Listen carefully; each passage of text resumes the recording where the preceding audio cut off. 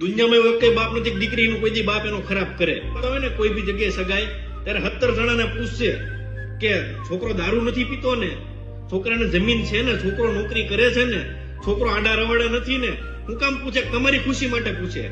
તમારો બાપ જમીન હું કામ ગોતે છે કે ભાઈ ભવિષ્યમાં છોકરાને નોકરી ન હોય તો મારી દીકરી ભૂખી ન રહે, ખેતી કરીને એ એનું ગુજરાન ચલાવી લેશે. તમારું હારું ગોતીને તમારું હારું જ ઈચ્છતો હોય છે તમારો બાપ, તમારું કોઈ ખરાબ ન ઈચ્છે. એટલે લવ મેરેજ કરે, બધા લવ મેરેજ કેટલા સક્સેસ ગયા મને કહેજો, અને અરેન્જ મેરેજમાં 100 વર્ષે કોને તકલીફ પડી મને કહેજો. બાપ જોઈ વિચારીને તમારું કરતો હોય.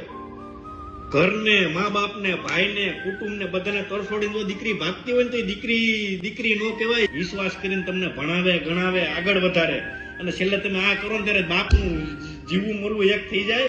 અને જે ગામમાં વટથી વાત કરતો કે મારી દીકરી ભણી ગણીને આગળથી મેં નોકરી મેળવી છે, મારી અમુક કમેન્ટ મારે કે લવ મેરેજ કર્યું, હું મોટી કરી. તો તમારા બેનને કહો ને લવ મેરેજ કરી લે, પછી નીકળતો ભાઈ સાથી ઠોકીને ન નીકળાય.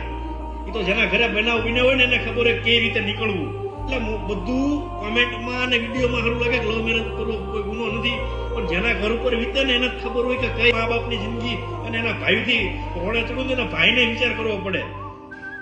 તમારે તો ખાલી બોલી નાખો લવ મેરેજ કે મોટું ગુનો નથી કર્યો, આ નથી કર્યું, પણ જયારે ઘર ઉપર આવો ને ત્યારે મોટા ખબર પડે કે શું થાય છે.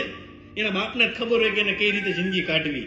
તો આપણે રોડ બદલાવવો પડે કે ભાઈ હું ચોકમાંથી નીકળીશ તો ગામના શું વાતો કરશે, હું હગાવાલામાં લગ્ન પ્રસંગમાં જઈશ તો મારી શું વાત કરશે.